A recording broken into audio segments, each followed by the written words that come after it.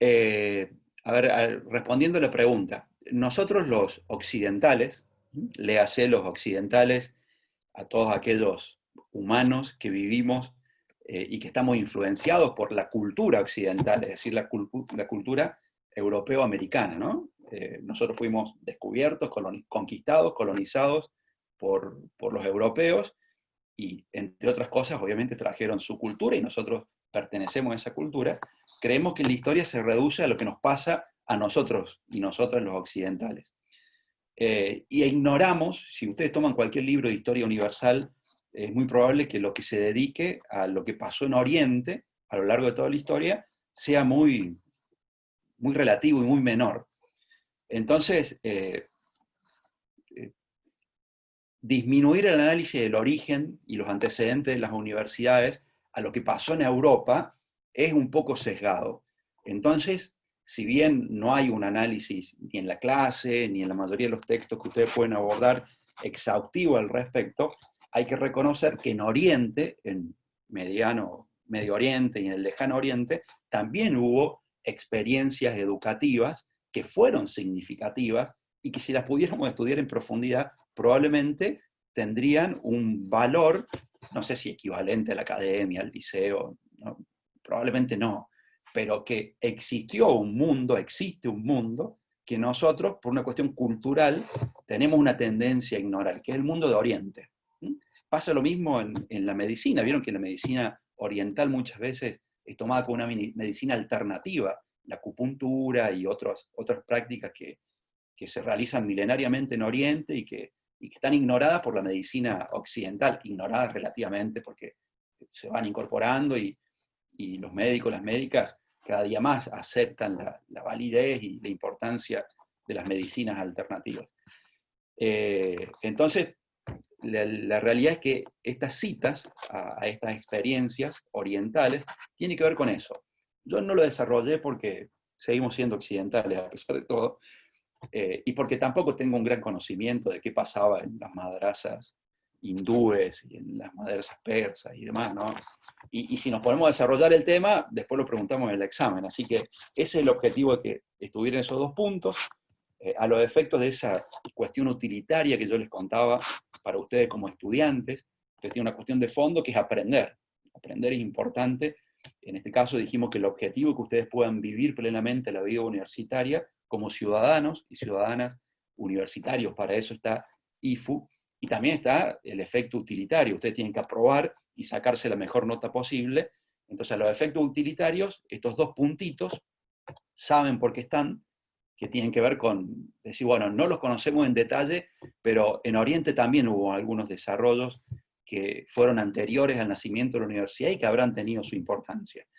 Pero si el profe los pasó de largo, consciente o inconscientemente, bueno, eso no pasa, no se toma en el examen. Bueno, empezamos. Voy a disminuir el tamaño, yo acá veo a algunos de ustedes, además de ahí está. Bueno, ahí también, no sé si alcanzan a percibir, esto es una miniatura medieval que era una expresión artística de esta época, una época que duró 1000 años, ¿no? Del siglo V hasta el siglo XV, final del siglo XV, la Edad Media, que fíjense ustedes, ¿no? Obviamente que quienes vivían en aquel entonces no decían nosotros que vivimos en la Edad Media, nosotros, nosotras, los y las medievales, como los que vivían en la Edad Antigua o en la moderna, que son las clasificaciones que hacen los historiadores, tenían conciencia de estar participando y vivenciando esa época. Y tal vez en el futuro, en algunas décadas, siglos, esta época, que es la supuesta edad contemporánea, adopte otro nombre, y nosotros ni nos enteramos que estamos viviendo en esa época. Pero esta época de la Edad Media, que fíjense ustedes, una edad que tiene muy mala prensa, una época que tiene muy mala prensa, a punto tal que el propio nombre, ¿no? Un nombre que tiene que ver con que está al medio entre una época muy importante, que es la antigüedad, con mucho desarrollo científico, cultural, filosófico, arquitectónico, del derecho, y la moderna, que es la época de la revolución industrial, del iluminismo, del romanticismo, bueno, Lo que está al medio es la Edad Media, donde pasó muy poco. Eso es lo que nos quieren hacer creer muchos historiadores, pero en realidad pareciera ser que no están así, a punto tal que nosotros estamos desarrollando el nacimiento de nuestra institución. Cuando digo nuestra institución, es la donde vamos a convivir los próximos años, que es la institución, no la Universidad de Villa María, sino la universidad como tal, la universidad como concepto universal. Y este cuadrito que ustedes ven allí, esta miniatura, así se denomina desde el punto de vista de la expresión artística, era la modalidad de la pintura de la Edad Media, con colores muy vivos, y pueden alcanzar a advertir en la miniatura de que se trata de una mujer. Esta mujer se llamó Trótula, y era una estudiante, luego graduada, médica, de la escuela salernitana. ¿Y por qué vamos a hablar un ratito de esta mujer? Porque nosotros ya hicimos un desarrollo de qué era y qué valor tuvo la escuela salernitana como primer centro de formación de médicos, y paradójicamente, digo paradójicamente porque fue uno de los distintivos salientes de la escuela salernitana, formador de mujeres. Es porque, vamos a citar a Trótula y vamos a charlar un ratito sobre ella, es porque tratamos, algunos, ¿no? Algunos y algunas docentes, tratamos de que en nuestros espacios curriculares haya una perspectiva de género. Y es difícil hacerlo cuando hay una componente, como es en el caso de este módulo, una componente fuerte de procesos históricos, donde la mujer estuvo históricamente invisibilizada. No porque no tuviera en esas sociedades un rol significativo, sino porque la historia, escrita por hombres, se encargó de invisibilizar. Entonces, muchas veces es difícil extraer noticias, informaciones que tengan que ver con el rol de la mujer, el rol central que seguramente ha tenido en esas épocas, y porque los historiadores se han encargado muchas veces de ocultarlo. Entonces, cuando lo tenemos, tratamos de ponerlo de relieve, y en este caso me parece que vale la pena, porque hoy, aquí presente, estamos compartiendo este encuentro, y son más mujeres que nosotros los varones, proporcionalmente, estadísticamente, estamos partidos por mitades, las poblaciones, somos igual cantidad de hombres que de mujeres, pero 2000 años de nuestra era, pero 1000 años también para atrás, de historia de la civilización, está mayormente protagonizada por hombres. Entonces, cuando este ignorar el rol de la mujer tiene que ser resarcido de alguna manera, indudablemente, y habemos muchas que tratamos de incluir una perspectiva de género en nuestros espacios curriculares. Que algunos dicen, ya no quieren venir con la ideología de género, ya cuando saluda buen día a todos y todas, nos están ideologizando. No, no entremos en eso, porque realmente es una cuestión que, por supuesto que hay una ideología. También los que hablan de ideología de género están planteando una ideología. Es simplemente tratar de generar una cuestión de justicia, de equidad, de igualdad de géneros.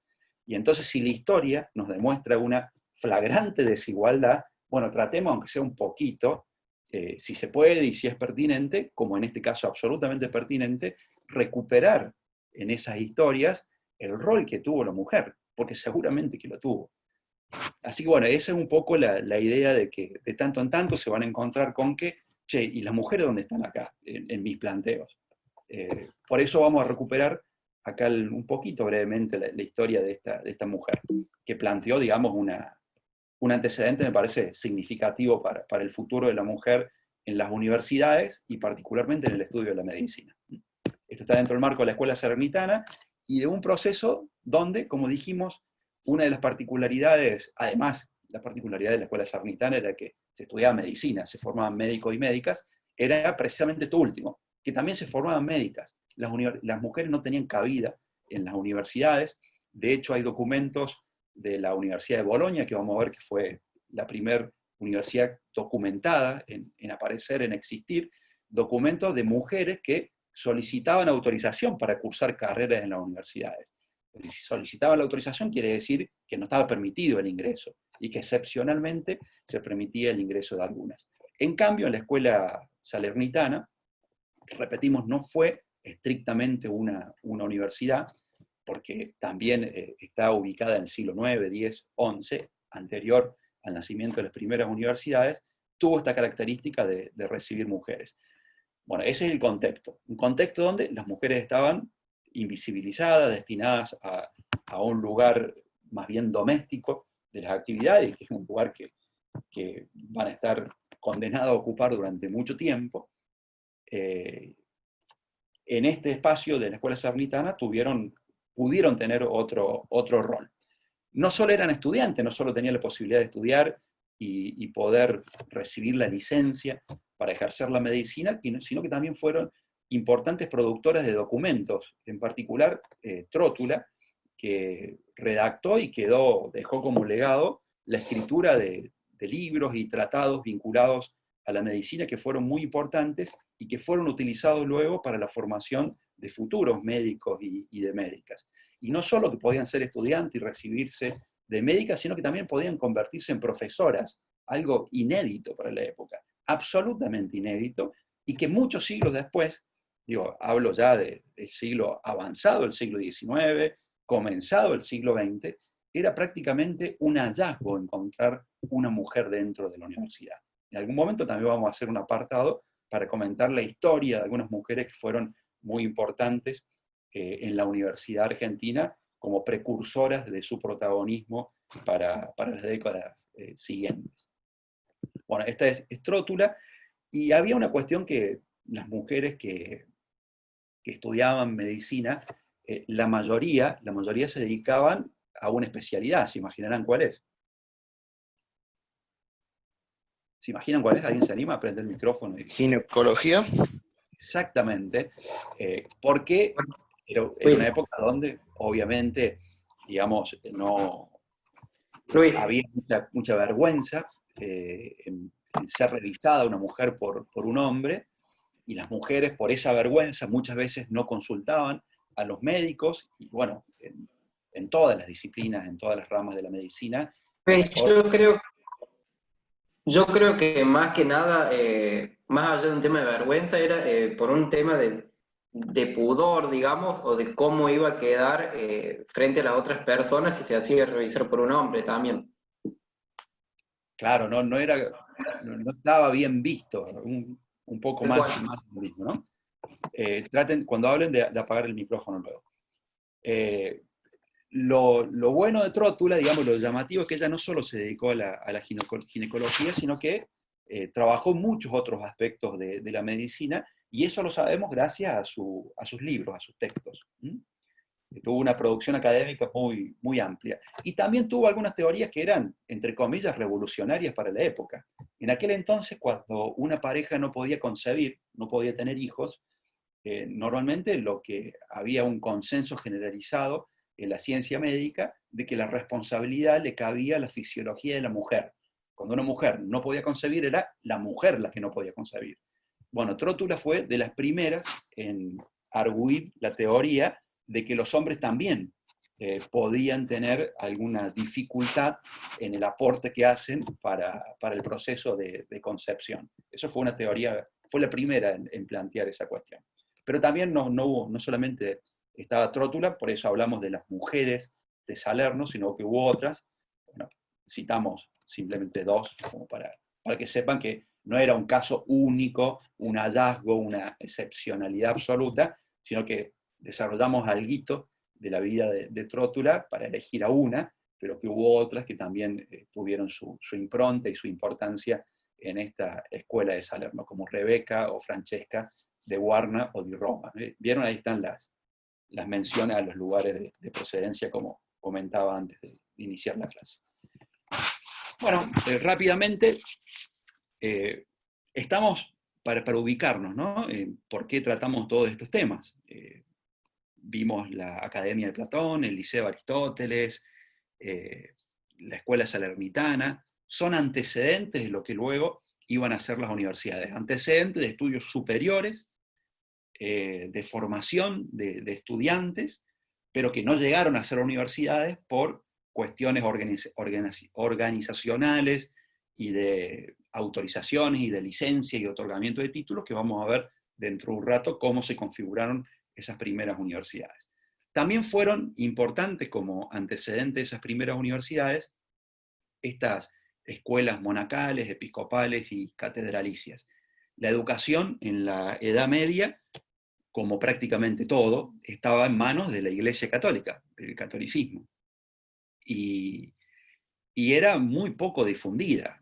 A los que hayan visto la película, habrán visto que hacia adentro, hacia los adentros de los límites de la abadía, más allá de que no todos los monjes que estaban allí, monjes benedictinos, se dedicaban a la copia de los libros y demás, había bastante que no tenían formación, pero ahí se reservaba y se cultivaba el conocimiento. Y hacia afuera, lo que se advierte al menos en esa película, por supuesto que la realidad era mucho más compleja, era un mundo de salvajismo, ¿no? Entonces la educación estaba limitada a muy pocos, estaba limitada a los que formaban parte del clero, de la iglesia, y a los nobles que podían educarse, que podían formarse, que podían formar a sus hijos. Inclusive, en muchas ocasiones había nobles, había gente de la realeza que era analfabeta. Carlomagno no supo leer y escribir hasta muy entrado en edad. Digamos, la educación no estaba difundida y estaba reservada a ámbitos muy reducidos y a personas también muy determinadas. Bueno, allí vemos que una miniatura también de escribas monásticos, donde se reservaba la cultura y donde se enseñaba limitadamente y se reproducía. Nosotros dijimos que la iglesia iba a tener un rol muy ambiguo porque, por un lado, limitaba mucho los conocimientos, censuraba algunos textos, algunos autores, algunas tesis, pero por el otro conservaba la cultura y la reproducía, porque ¿qué están haciendo estos escribas? Estos copistas, no había fotocopiadora, no había imprenta, y entonces estaban, entre comillas, fotocopiando, estaban reproduciendo la cultura existente, la estaban resguardando y reproduciendo. Entonces, alrededor de estas abadías, de estas catedrales, de estos centros de la religión católica, bueno, había bibliotecas, bueno, y ahí era propicio el lugar para la enseñanza. La función era, evidentemente, fundamentalmente, la formación de los cuadros eclesiales. El resto de la población mayormente no accedía a la formación y a la cultura. Si están haciendo preguntas, veo que hay en el chat. Yo, si estoy compartiendo, no puedo leer las preguntas. Voy avanzando y en algún momento hacemos un corte y leo las preguntas. Y hubieron escuelas catedralicias muy importantes, como las de París, Oxford y Salamanca, que contribuyeron decisivamente. Si bien el proceso de generación de esas universidades no tuvo que ver con una decisión de la Iglesia, pero el hecho de contar en esos lugares con grandes bibliotecas, como en la película, ¿no? En la película, en la abadía, hay una importantísima biblioteca. Bueno, si hay una biblioteca hay libros, y si hay libros hay conocimientos, y si hay conocimientos hay algunos elementos favorecedores de la aparición de instituciones dedicadas a la educación, como lo fueron las primeras universidades. Bueno, ¿cómo era el contexto de la aparición de las primeras universidades? Ya entramos de lleno, dejamos los antecedentes. El contexto, la época, ya lo saben, es la Edad Media. La Edad Media se divide en dos partes, la Alta Edad Media y la Baja Edad Media, en orden cronológico. Aquí estamos en la Baja Edad Media, hacia el siglo XII, siglo XIII. Normalmente, bueno, se dice que la Universidad de Bolonia se fundó en el año 1088 y la de París en 1215. Y la verdad que los historiadores, hay libros de varios tomos respecto de las primeras universidades y demás, pero no hay tanta precisión. Digamos. En esto hay que tener, en la historia hay que tener un poco de confianza en lo que se dice, pero también con un resguardo de duda, porque no todo es tan precisamente como lo dicen los historiadores, pero bueno, en algo hay que confiar, y aproximadamente en estas épocas aparecen las primeras universidades, y aparecen en la Europa occidental, ¿no? Fundamentalmente en Italia, en Francia y en Inglaterra, pero luego, rápidamente, y entrecomillamos rápidamente, porque acá, cuando hablamos de procesos históricos, nos figuramos en décadas, ¿no?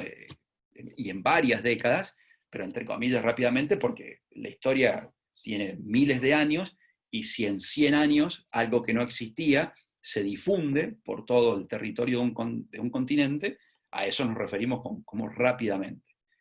Aparecen, dijimos, en el territorio de la actual Italia, Francia e Inglaterra, pero después aparecen en España, en Portugal, en Alemania, en Suiza, en lo que es actualmente esos territorios, y en aquel entonces no tenían esa denominación. Bueno, ¿por qué nacen las primeras universidades? Acá no hay una sola causa, como la mayoría de las respuestas a los fenómenos históricos son multicausales. Hay muchas, pero muchas causas que tienen que ver con esto. En primer lugar, no tiene un orden jerárquico estas causas, todas son más o menos importantes. Dice la proliferación de las orbes. A ver, la vida medieval era una vida mayormente campesina, aislada de las ciudades. Las ciudades habían existido y habían sido muy, pero muy importantes en la antigüedad. De hecho, Roma llegó a tener más de 1 millón de habitantes en el siglo IV, V, VI después de Cristo, pero luego cayó en decadencia, la gente se fue mudando a las zonas rurales, las ciudades perdieron esa impronta y ese esplendor que habían tenido, y el medioevo es una época fundamentalmente rural, y había pequeños poblados, y la poca gente que se juntaba alrededor de un castillo o de una iglesia a vivir allí, pero mayormente la gente tenía una vida rural. Pero a partir de la Baja Edad Media, a partir del siglo XI, XII, XIII, fundamentalmente por otra causa que va a ser la proliferación o la extensión del comercio, van a empezar a aparecer los pequeños poblados que van a dejar de ser pequeños, se van a ir haciendo cada vez un poco más grandes, y eso va a favorecer la aparición de las instituciones educativas. Bueno, dijimos el comercio, y el comercio acá va a generar un intercambio entre distintas civilizaciones, entre distintos poblados, entre distintas nacionalidades, va a generar el intercambio fundamentalmente de bienes. En aquella época se comerciaban los bienes que podían ser de necesidad para la sociedad medieval, especias, telas, y también con las especias, con las telas y con otros productos, se empezaron a comerciar libros. Y el comercio era entre Occidente, entre la Europa occidental y Oriente. Iban y venían los productos, y muchos libros que habían sido muy importantes en la antigüedad, fundamentalmente escritos por los filósofos clásicos, por Aristóteles fundamentalmente, bueno, se habían ido a Oriente, se habían ido con los árabes y empezaron a volver, porque además, como dije recién, de comerciar especias y comerciar telas y otros enseres, se empezaron a comerciar libros. Bueno, y eso posibilitó un retorno a Aristóteles. O sea, no es que Aristóteles resucitó y volvió de la antigüedad al medioevo, sino que sus libros volvieron. A ver, volvieron en parte porque los desempolvó la Iglesia Católica y porque volvieron a través de esta otra metodología del comercio de libros, que habían sido traducidos al árabe y volvían como en sus textos en ese idioma.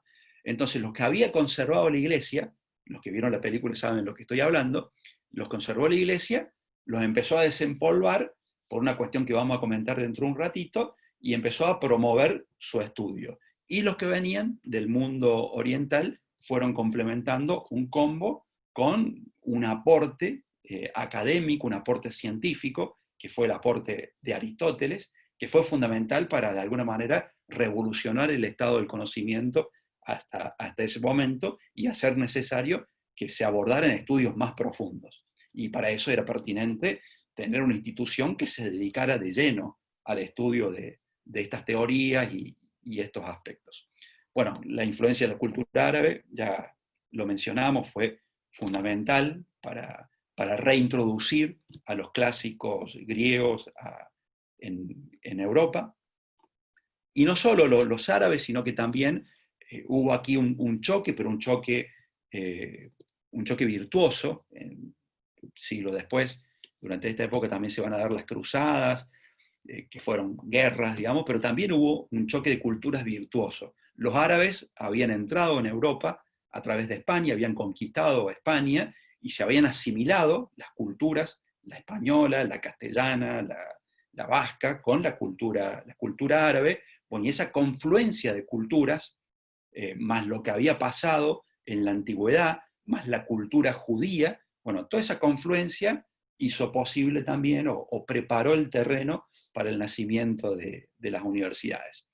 También en esta época, siglo XII, XI, XII, XIII, hubo una relativa estabilidad política, social, no hubo grandes guerras, y eso posibilitó que la gente que existía, que vivía en aquel entonces, pudiera trasladarse y pudiera organizar actividades sin mayores inconvenientes.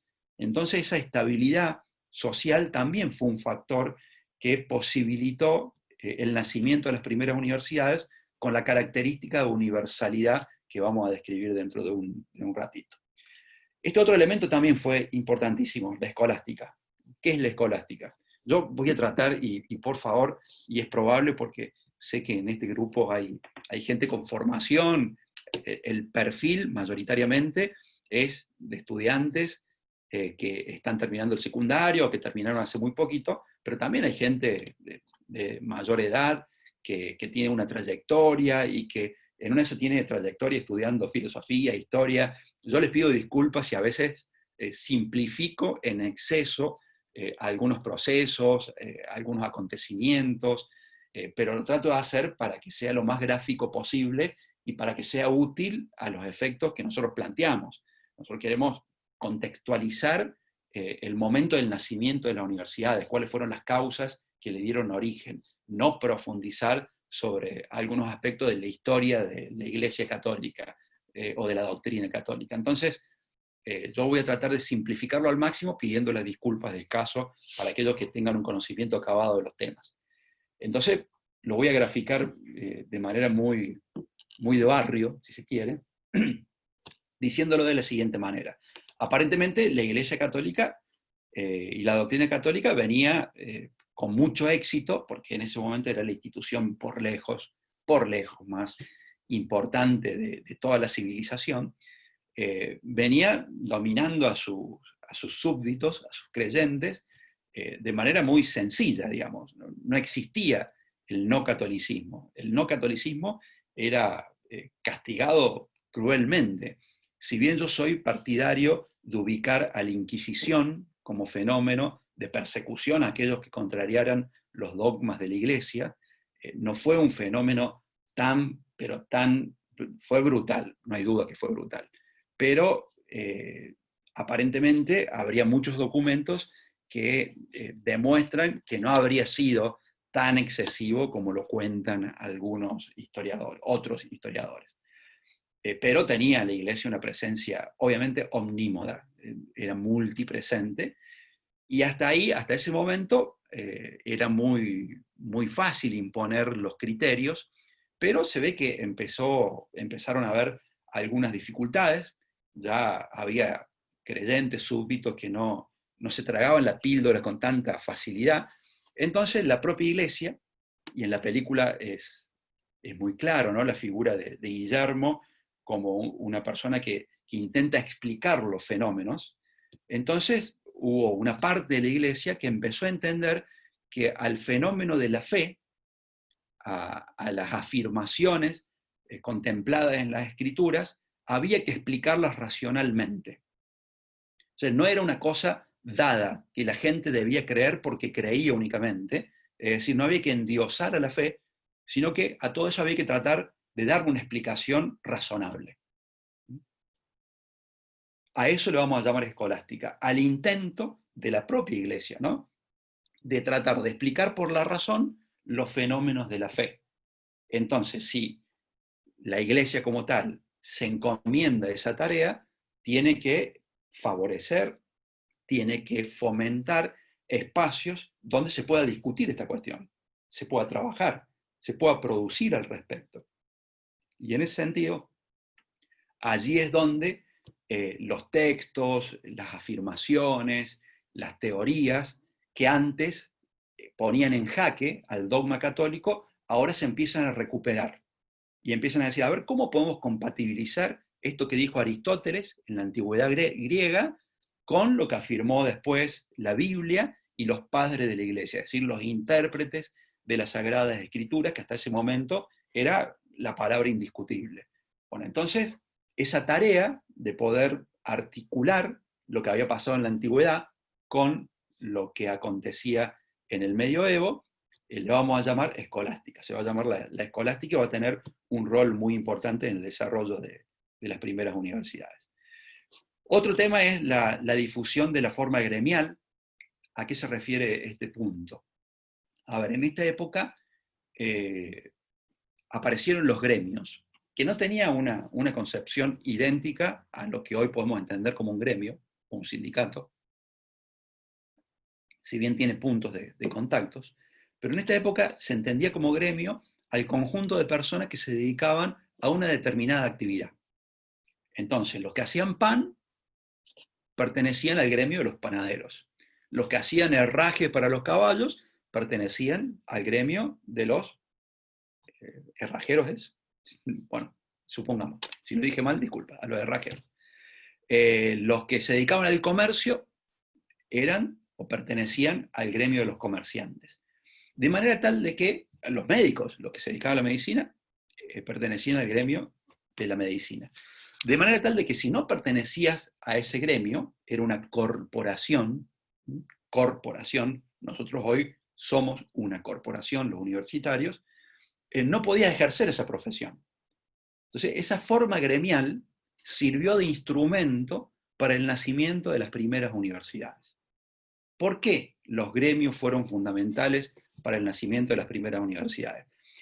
Aclaremos de nuevo, ¿no? Cuando yo digo esta frase, los gremios fueron fundamentales para el nacimiento de las primeras universidades, no piensen en los sindicatos, en la CGT, en los metalúrgicos, no, era la forma de organizar las profesiones en el medioevo. ¿Por qué fueron fundamentales? Porque todos aquellos que quisieron aprender, formarse, para luego poder ejercer una profesión o poder enseñar, tuvieron que asociarse entre sí e impulsar un modelo organizativo. Y lo mismo en el caso de los que quisieron enseñar.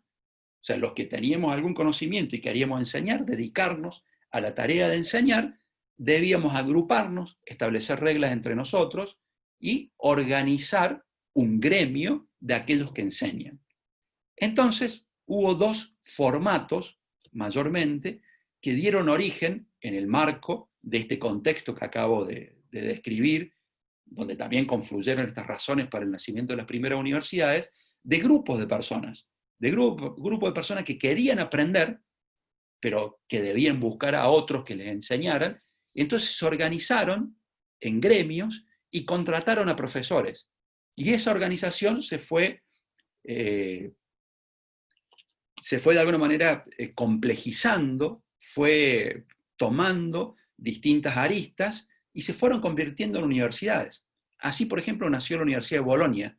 Fueron estudiantes que se agruparon, se organizaron, contrataron profesores, establecieron cuánto había que pagarle, cómo debían ser los exámenes, cómo debía ser el sistema de entrega de licencias o de diplomas, qué roles tenían que cumplir los estudiantes, qué obligaciones, etcétera, etcétera, etcétera. Cuando se dieron cuenta, tenían una universidad. Y en París, los que se organizaron fueron los profesores. Digo los profesores porque no había profesoras. Los profesores. ¿Por qué? Porque querían vivir de eso, entonces empezaron a convocar estudiantes. De igual manera, empezaron a establecer reglas y también se empezó a complejizar esa organización y cuando se quisieron dar cuenta, bueno, habían organizado, habían creado una universidad.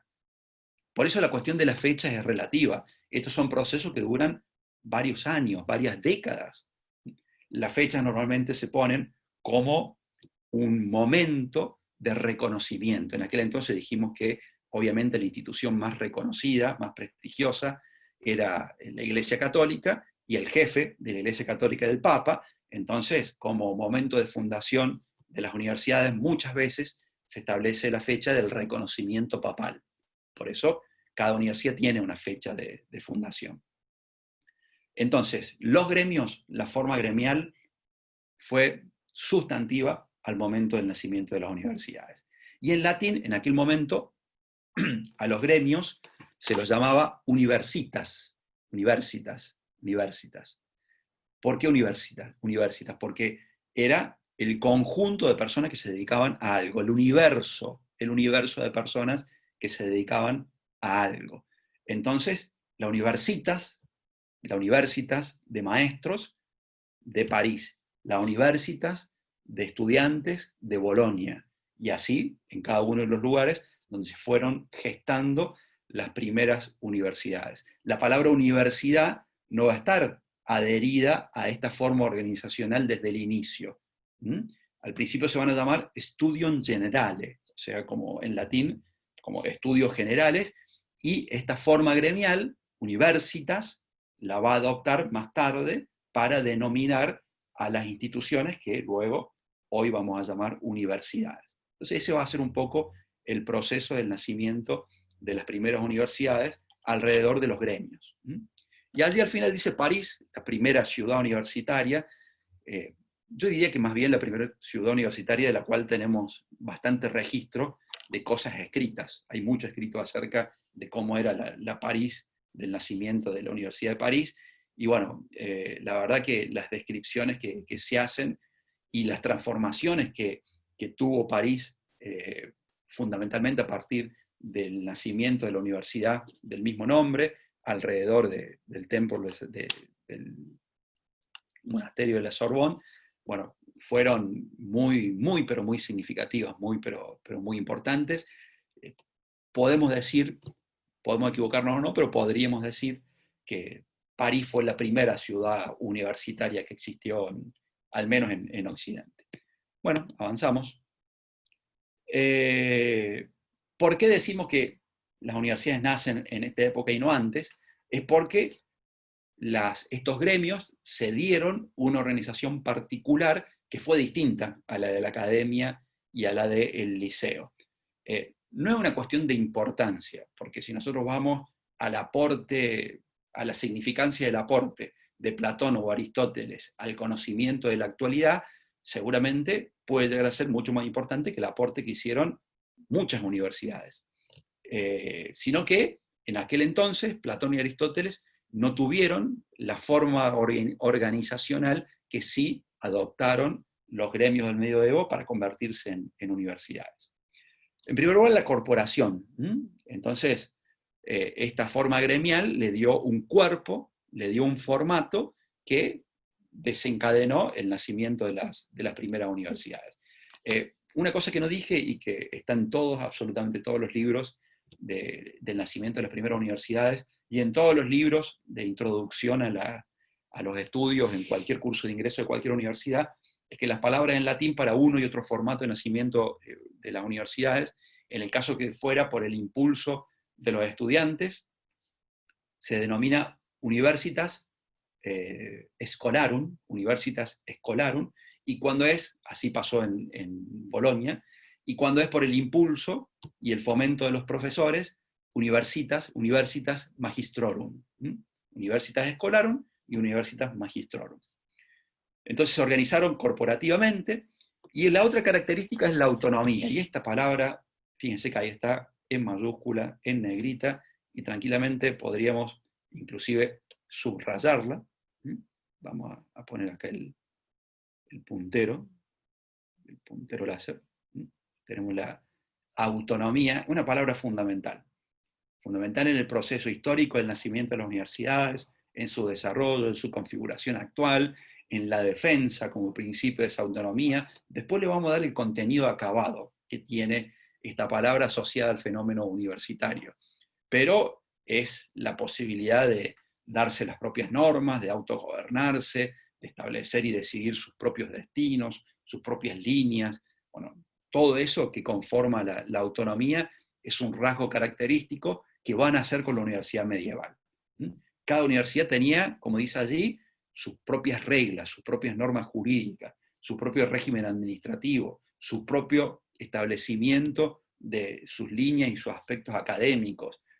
El Papa, la Iglesia, iba a respetar esa autonomía. O sea, en un mundo donde la Iglesia impregnaba todo, va a darle libertad a las universidades y solo va a intervenir la autoridad eclesiástica para casos muy graves y controvertidos. Si bien obviamente que va a tratar de influir y va a tratar de sesgar, pero se van a generar a partir de esta autonomía pregonada y ganada por los universitarios una multiplicidad de tensiones, obviamente, de tensiones con la iglesia y de tensiones con las autoridades temporales.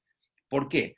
Porque, a ver, en un espacio como lo es, dijimos que aparecen las orbes son las ciudades, los burgos donde vivía la burguesía, aparecen las universidades, que tienen su propio sistema, que tienen autonomía, donde hay jóvenes, hay registros, muchos registros, de que los estudiantes de la época eran bastante revoltosos, entonces tenían sus propios regímenes jurídicos, estaban exentos de impuestos y algunos otros privilegios que vamos a ver dentro de un ratito.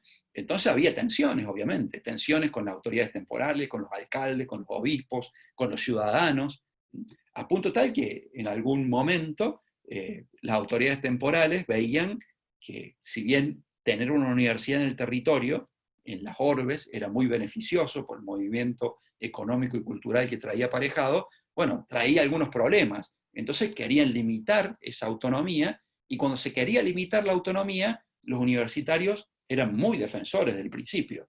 O sea, sí, ustedes no quieren limitar la autonomía. Como no había edificios de funcionamiento de la universidad mayormente, los estudiantes, los profesores, levantaban las valijas, levantaban las pocas pertenencias que habrán tenido, sus libros, se mudaban a otra ciudad y en esa otra ciudad fundaban otra universidad. Entonces había una permanente tensión, virtud de este principio de la autonomía universitaria. Y la otra cuestión que caracteriza a estas primeras universidades que se va a mantener en el tiempo o en los siglos que vienen hasta hoy es la universalidad. Y ahí ustedes ven universalidad con punto suspensivo porque se vincula con la filmina siguiente. ¿Por qué universalidad? Son varios los aspectos que nos hacen determinar y afirmar que las universidades tenían esta característica. En primer lugar, porque los maestros y estudiantes, en virtud de esta relativa paz social que existía y estabilidad en esta época de la Edad Media, podían itinerar, podían viajar. Entonces convertían en una universidad, al menos para el universo conocido de esa cultura europea occidental, en una universidad europea. Otra cuestión, lo vamos a ver, bueno, no quería alterar el orden que está acá, pero lo altero, me tomo el atrevimiento de hacerlo. Otra cuestión es que se utilizaba el mismo idioma. O sea, las enseñanzas, las clases, las lecciones, las discusiones eran en latín. Entonces, lo que se enseñaba en Bolonia, en París, en Heidelberg, en Salamanca, uno estaba en Italia, uno estaba en Oxford, en Inglaterra, en Francia, en Coimbra, en Portugal, o en Alemania, en Heidelberg, bueno, era el mismo idioma, era muy fácil. Entonces, si yo quería estudiar un autor, que en mi universidad no había un maestro suficientemente bueno, y yo quería aprender de ese autor, o sobre determinados libros de un autor, me iba a otra universidad a hacer un curso, y después volvía. Entonces esa universalidad le da una característica a una impronta muy fuerte, que hasta el día de hoy nosotros tratamos de pregonar.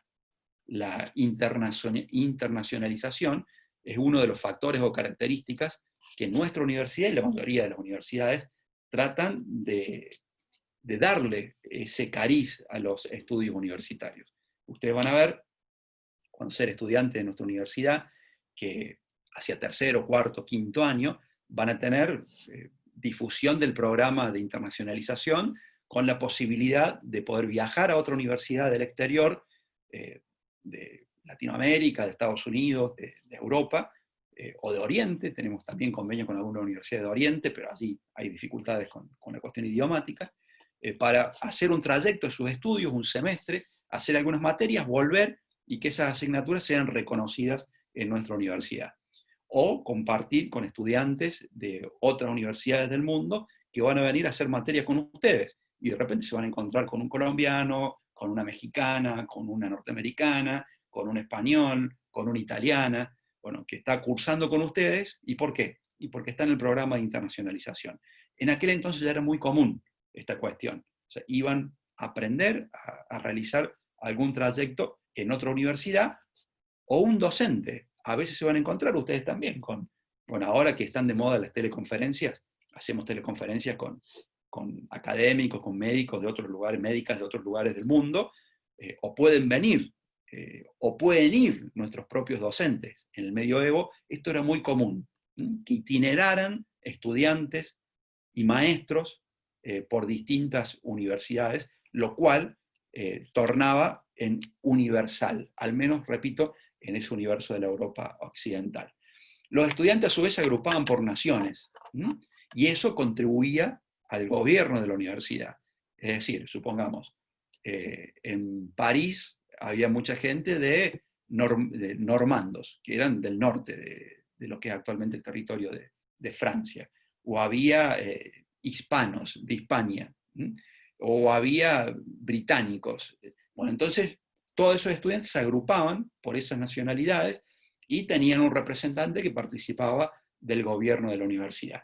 Entonces había una representación de los orígenes que tornaba o que facilitaba un diálogo entre naciones. De nuevo, la cuestión de la universalidad, de pertenecer a un espacio que supera al territorio donde se asentaba la propia universidad. Bueno, el intercambio de profesores y estudiantes ya lo adelantamos, el favorecimiento de que se utilizara una sola lengua, y en esa lengua estaban escritos los libros, y en esa lengua se daban las clases, y en esa lengua se tomaban apuntes. Así que bueno, eso es algo que hoy no tenemos. Hoy, si bien el inglés, el idioma que está de alguna manera universalizado, muchas veces termina siendo una barrera, porque no todo el mundo sabe inglés y lo sabe fluidamente. El idioma hoy es una barrera que no tenían en aquel entonces los estudiantes y los profesores y maestros medievales. La validez de los títulos, un problema que tenemos hasta hoy en el sistema universitario mundial, en aquel entonces estaba resuelto. Un título entregado por una universidad en el territorio español valía en cualquier lugar de Europa, y uno en una universidad polaca, lo mismo para el resto. O sea, no había distinción de qué universidad había entregado el título, se habilitaba para el ejercicio de la profesión o para la enseñanza en cualquier lugar de todo el territorio de la Europa.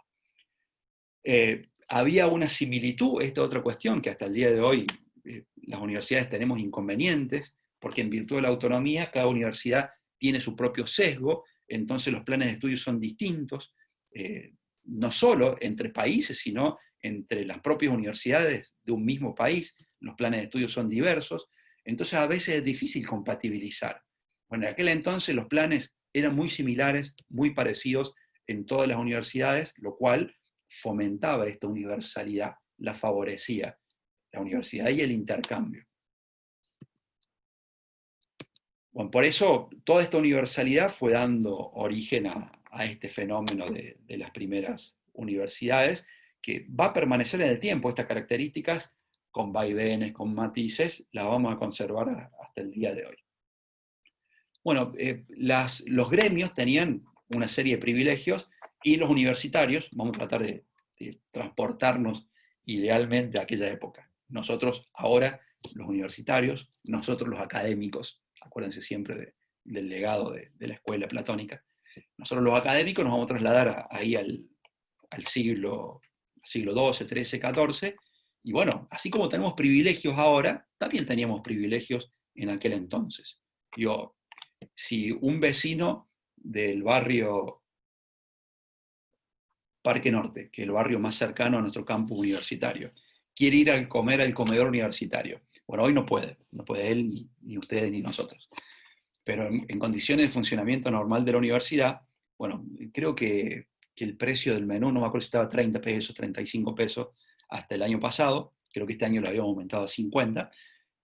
50 pesos es muy poco para un plato de comida, ¿no? Vale bastante más.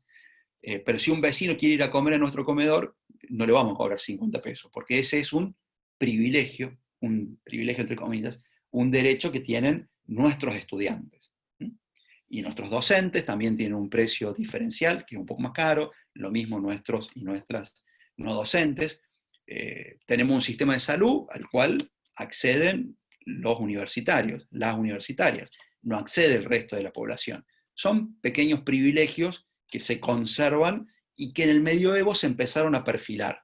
Los privilegios que acentuaron este concepto de autonomía y de universo de personas que pertenecen a una agrupación, a una determinada actividad, que gozan de algunas prioridades o privilegios. ¿Cuáles son? Para mencionar algunos. Bueno, había precios diferenciales, así como ahora tenemos la posibilidad de pagar un precio diferente por el menú en un comedor estudiantil. También había precios distintos para los alquileres, para las residencias estudiantiles. Había una disminución, un descuento e inclusive exhibición en el pago de impuestos, porque lo que se quería era que los estudiantes vinieran a estudiar a Bolonia, vinieran a estudiar a París, vinieran a estudiar a Salamanca. O sea, mientras más estudiantes, mejor. Entonces se le iban otorgando privilegios a la corporación, al gremio universitario, para ir, digamos, generando mejores condiciones para el desarrollo de las actividades. Bueno, si había que reclutar personas para las distintas guerras, dijimos que en la Baja Edad Media no había habido tantos conflictos bélicos, pero los hubo, y si hacía falta reclutar soldados, bueno, los universitarios estaban eximidos. Fíjense ustedes que este es un privilegio que hasta hace 30 años estaba presente hasta en nuestra realidad, porque uno tenía que prestar, los varones, tenemos que realizar el servicio militar obligatorio. Ahora, si vos te inscribías a cursar una carrera universitaria, tenías, entre comillas, el privilegio o el derecho de pedir una prórroga, no hacías el servicio militar. Fíjense qué similitud. Tenía el privilegio de otorgar licencias para enseñar o para ejercer profesiones. Las profesiones no eran tantas. En aquel entonces lo que prevalecía eran los estudios especulativos, teóricos. No se iba a la universidad para aprender a ser comerciante, para aprender a ser herrero, para aprender a ser carpintero.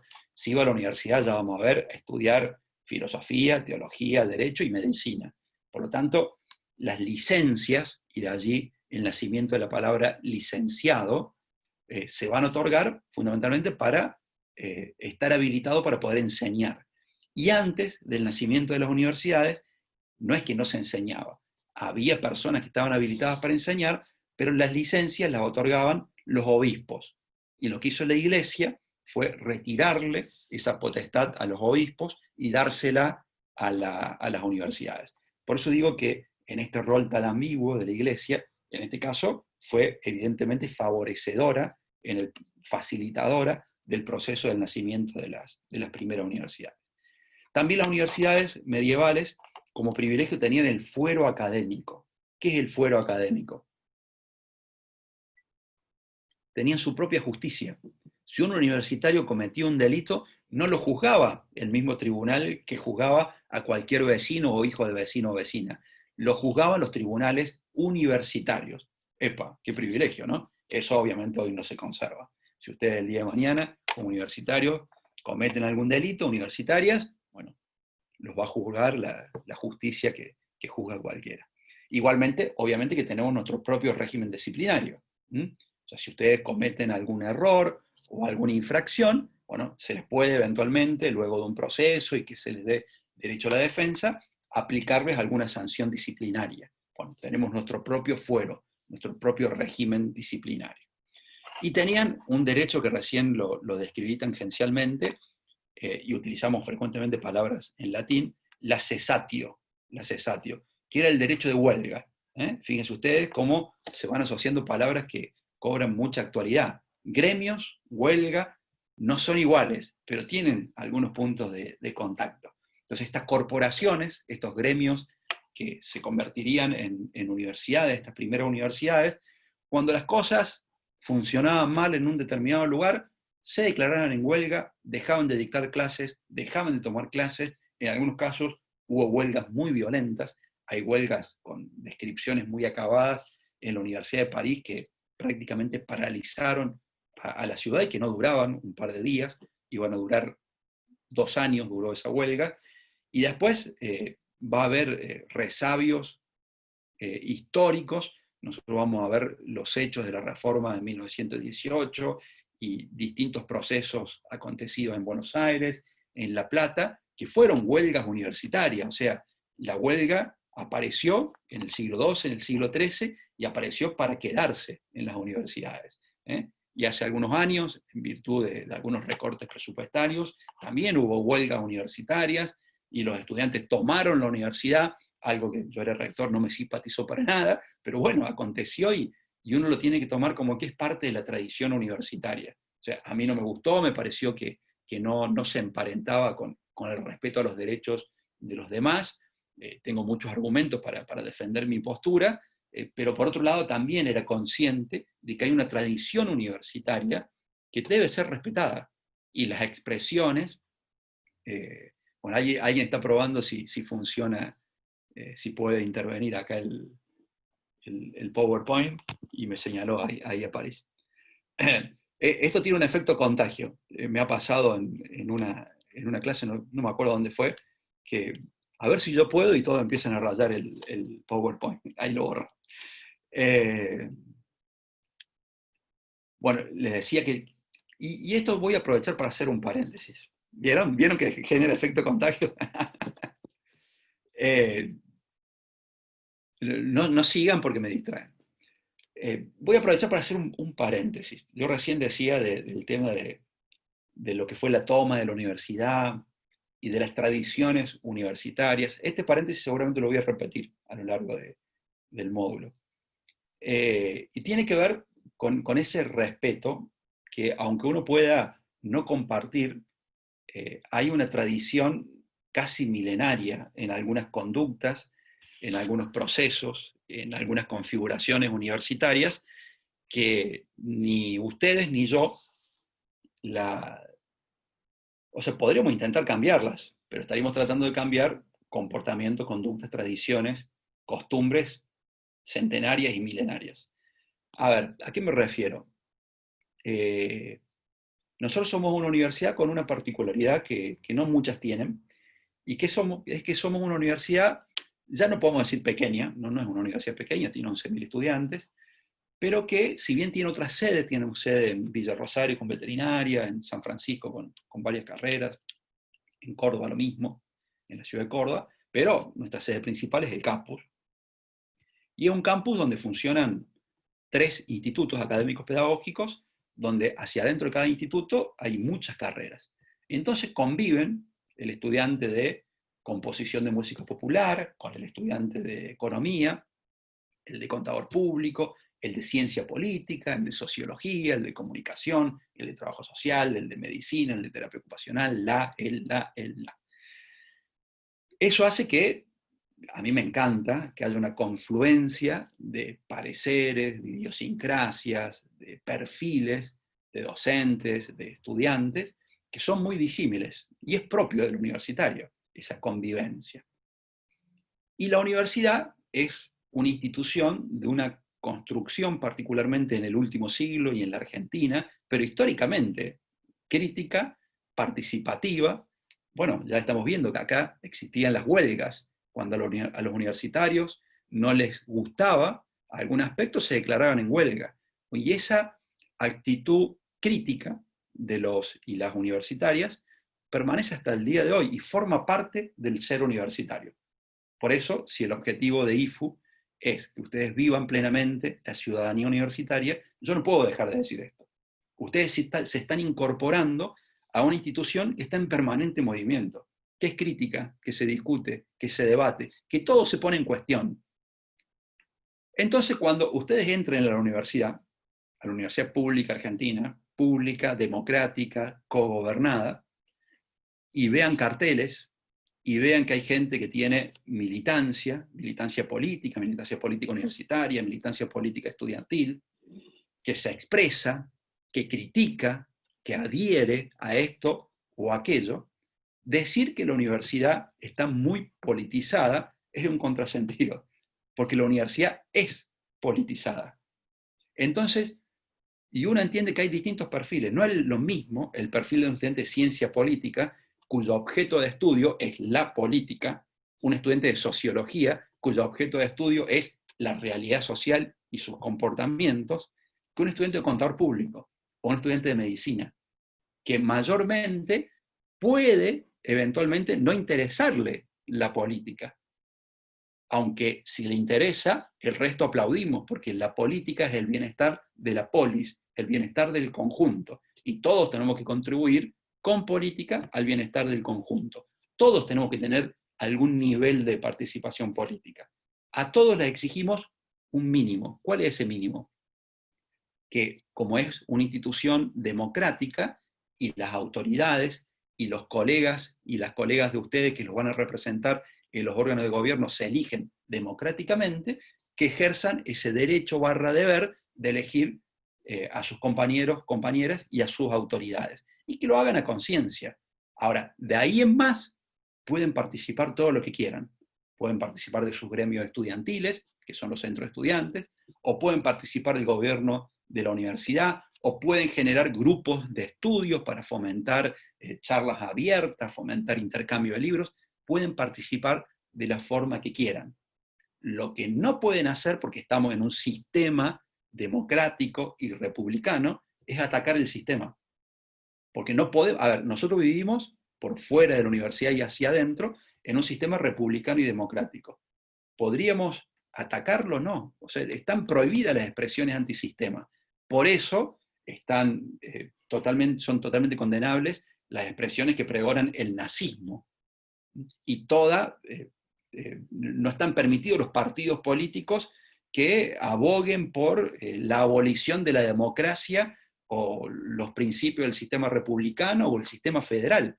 Bueno, en la universidad, a ver, hay una porción de estudiantes que permanece ajeno a todo esto y nadie se da cuenta. Y ustedes tienen el absoluto derecho de permanecer casi absolutamente absortos a lo que pase en términos de participación en la construcción de la universidad. Está ese derecho. Lo que no está es el derecho a tratar de abolir ese sistema. O sea, ustedes no pueden decir, no quiero que haya más política en la universidad. Y todos lo vamos a mirar y vamos a decir, pero eso es la universidad. Y más si se trata de una universidad pública. Digo porque hemos tenido muchas experiencias vinculadas a todo tipo de estudiantes, pero nos ha pasado con muchos y muchas estudiantes de medicina que también tienen que tener un sentido de la ubicuidad. Está durando mucho este paréntesis, pero creo que es importante. ¿Cuál es el sentido de la ubicuidad? Ustedes están llegando a una universidad y son un universo dentro de otro universo que tiene una trayectoria y tiene una historia que es más dilatada en el tiempo que la de ustedes. A ver, el año 2021 van a ingresar 2.500 estudiantes y todos ingresan al mismo tiempo. Pero ustedes tienen que tener conciencia que medicina es una carrera nueva en la universidad, relativamente nueva, tiene 6 años, pero todas las otras tienen 22, 23, y son preexistentes a la carrera de medicina. Entonces, hay que asumir una posición, como toda cosa nueva, una posición de cierta humildad, de tratar de conocer el terreno y de apropiárselo, por supuesto, porque la universidad es igual de propia para un estudiante de medicina que para uno de contador o de sociología o de cualquier otra carrera. Pero hay que ir con cuidado, porque uno no puede negar que hay perfiles, no lo puede negar. Recién lo decíamos, un estudiante de ciencia política no es, o de comunicación o trabajo social, porque son estudiantes que normalmente están muy movilizados, no es lo mismo que uno de contador público, que uno de una carrera artística, ni que uno de medicina. El estudiante de medicina mayormente, aunque hay estudiantes también que tienen participación política, es un estudiante que será por la enorme demanda, y en esto hay que reconocer que la demanda de estudio del estudiante de medicina muchas veces es mayor que al resto de muchas otras carreras, será porque tienen más exigencia, será porque los que eligen la medicina, los y las que eligen medicina, tendrán un cierto perfil particular, pero hemos tenido muchas experiencias de cuestionamiento, de crítica a la realidad política de la universidad. Y les aseguro que si van a cualquier universidad pública es así. Y si van, ¿sí? ¿Cómo? Perdón que yo se cortado. Dale. ¿No? Como futuro aspirante de ingreso en medicina e interesada en la política, bastante interesada en la política, creo que el cuestionamiento de un estudiante que la universidad esté politizada no va por el caso de la política metida en la universidad, sino por el caso de que constantemente los carteles o las cosas en la universidad está bien, tienen que estar, pero a lo que yo creo que es el cuestionamiento, es que no a la toma de las universidades, no a socavar la soberanía, la autonomía del otro. Si el otro te quiere estudiar y vos querés politizar la universidad, no podés tomar la universidad del otro cuando quiere estudiar. Bueno, gracias por el aporte. Obviamente que yo ahí te acompaño en la cuestión de la toma, eso fue una medida extrema. Lo mismo, esto vino a cuenta del tema de las huelgas, ¿no? Como medida extrema que tomaban los estudiantes medievales. Son medidas extremas, pero la cuestión de la cartelería y demás, eso está presente en todas las universidades públicas.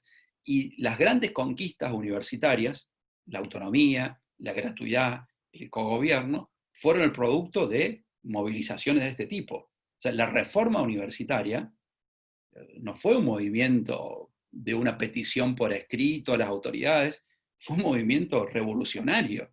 Y de allí en más se establecieron las pautas de funcionamiento de las cuales estamos orgullosos y defendemos. Si está en la universidad pública, hay que defender los principios de esa universidad pública. Y los carteles, andar esquivando carteles, si no te gusta la política, si se quiere, es un efecto colateral, digamos. A ver, si ustedes me apuran a mí, yo preferiría que hubiera menos carteles, que estuvieran ubicados en ciertos lugares, pero bueno, hacen a la forma de vida de la universidad.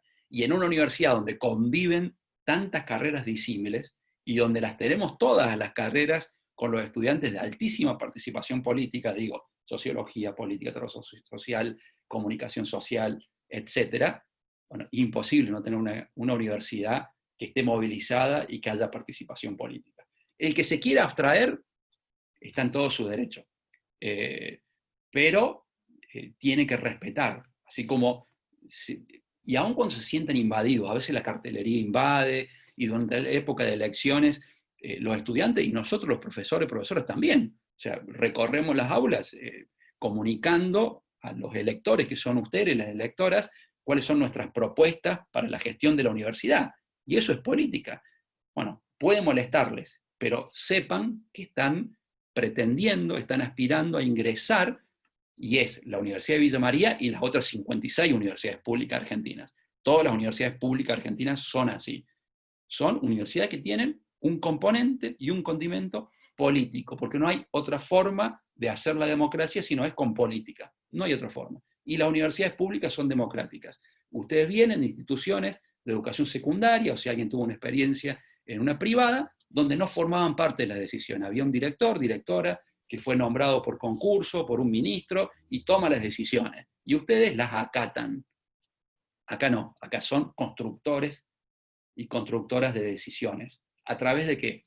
A través de la democracia, y la democracia se ejerce con política. Paréntesis cerrado, pero en algún momento lo voy a volver a mencionar, porque la idea es que ustedes puedan impregnarse de esto. Nadie los obliga ni les pide que participen en política. Es una elección total y absolutamente libre, como cualquier elección.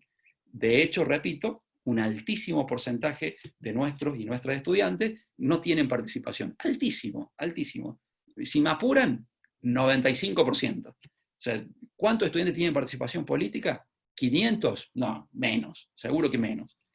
Pero claro, después no nos quejemos si no participamos. Cuando se decidió la toma, ¿cómo se decidió la toma? Que yo, digamos, no comparto. Se decidió en una asamblea. ¿Cuántos había en la asamblea? 300 personas. Súper numerosa, pero 300 personas no es ni el 3% del total de estudiantes de la universidad. ¿Dónde estaban el resto? Y no fueron a la asamblea porque no hacen política. Y claro que va a ganar la posición de aquellos que militan tomar medidas más extremas, y porque el resto no hace política. Y entonces no nos quejemos después. Es complejo, es complejo. Bueno, cerramos paréntesis y seguimos avanzando. Es una lástima estos temas, dan para debates interminables, y a mí me gusta esa modalidad, que ustedes puedan, como hizo la compañera recién, poder intervenir, dar su opinión, decir, no, profe, usted no tiene razón, acá deberíamos barrer con todos los carteles, pintar todo de blanco. Bueno, y yo poder devolverles cuál es mi respuesta. Lamentablemente entre 200 personas esto es A ver, los imposible. carteles no son malos, profe. Lo malo es que exageren, porque si bien los carteles nos sirven para informarnos, las cosas es cuando exageran y ponen de más.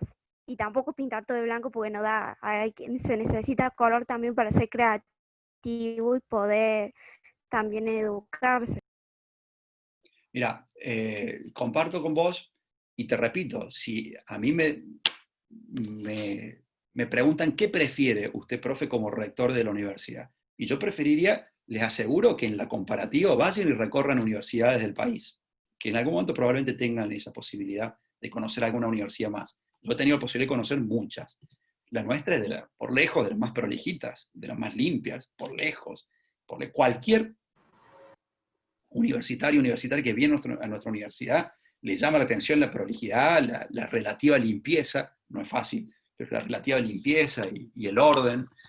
En la otra, vayan a Rosario, a la Universidad del Conurbano, a la UBA, a las universidades del sur, la Universidad del Sur de la Patagonia, tremendo, a la Universidad de San Luis. Profe, no te puedes tan lejos de Córdoba capital, está todo pintado por fuera de los edificios. Acá por lo menos se respetan, no se pintan las paredes. Si ustedes me dijeran qué prefiere usted como rector, yo preferiría ordenar aún más. Pero no se puede limitar la libertad de expresión. Por supuesto que hay cuestiones de seguridad que sí, hay lugares donde hay que dejar espacio a la visibilidad, generamos acuerdos porque haya lugares donde obviamente no se pueden pintar las paredes, pero les traigo un caso, que paradójicamente, digo, bien a cuento, lo protagonizó una estudiante de la carrera que aspiran a ingresar ustedes. En una ocasión se hizo un mural de un político, esto fue hace 2 o 3 años, un mural de un político donde se lo caracterizaba como era su cara, pero con una expresión demoníaca, si se quiere. La verdad que el mural, desde el punto de vista artístico, era muy logrado, muy, muy logrado. Un mural, una gigantografía, muy, muy lograda. Y se lo ubicó en un lugar del campus. Es una expresión. O sea, yo como estudiante o como grupo de estudiantes, me expreso y digo, este político a mí no me gusta. La verdad que como expresión artística era bárbara. A mi criterio, no correspondía porque ese político representaba una institucionalidad que a mi criterio estaba siendo agraviada, pero forma parte de la libertad de expresión. Y es una expresión de un posicionamiento político. Y en la universidad deberían poder convivir todas las expresiones de todos los posicionamientos políticos y académicos que se les pueda ocurrir, todos, menos los antisistemas. O sea, si alguien quiere constituir una organización estudiantil con principios del nacionalsocialismo, no, eso no se puede. Y bueno, y una estudiante de medicina, encima filmada por otro compañero o compañera, en un momento va y lo parte a la mitad, con la frase, no me acuerdo cómo la configuró la frase, pero sí me acuerdo de esta parte, dice, bueno, zurdos asquerosos, y lo destruyó al mural, se filmó y se viralizó la filmación. La verdad que eso colabora poco en el tema de los respetos a los derechos de los demás, si la gente asume que esa persona representa al resto de sus compañeros y compañeras de carrera. A mí el mural puede no gustarme, pero bueno, si no me gusta, no lo miro, o paso por otro lado, o tengo la posibilidad de opinar, che, ese mural no me gusta nada, qué feo que es, lo que representa no lo comparto. Uno lo puede expresar, o puede expresar a través de otro mural, con la figura política opuesta, agrediendo a esa otra figura política, por supuesto, con los límites del caso, ¿no? Y deben poder convivir todas las expresiones. Lo que no puede pasar es que alguien censure a otro. Yo no lo puedo censurar. Por supuesto que si alguien pone un cartel, o sea, no es que sea una cosa inveterada que va a quedar por toda la vida. En algún momento la universidad la limpiamos, normalmente aprovechamos las pausas, las vacaciones, y vuela todo, y la universidad arranca de cero.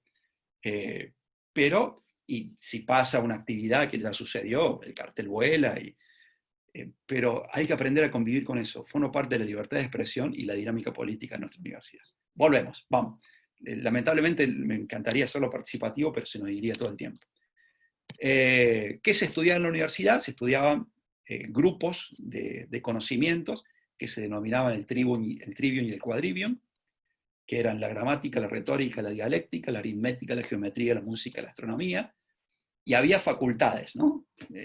Digamos, entidades hacia adentro de la propia universidad que agrupaba distintos tipos de conocimiento. Estaba la Facultad de Teología, ahí el insumo más importante obviamente era la Biblia, pero también luego fueron sumándose los comentarios a la Biblia a través de la obra fundamentalmente de Santo Tomás. Santo Tomás fue un filósofo muy importante del siglo XIII, que fue docente, profesor de la Universidad de París, y que escribió un libro que, como la palabra lo indica, la suma, la totalidad del conocimiento teológico hasta ese momento, que fue un insumo muy importante para las facultades de teología.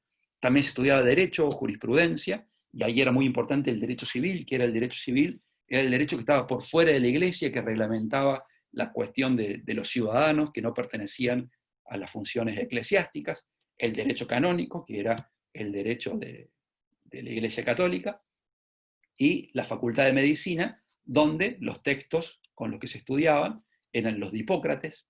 Ustedes habrán escuchado alguna vez acerca del juramento hipocrático, y los de Galeno. A veces la palabra Galeno se utiliza como un sinónimo de médico, de médica, ¿no? El o la, Galeno, Galena.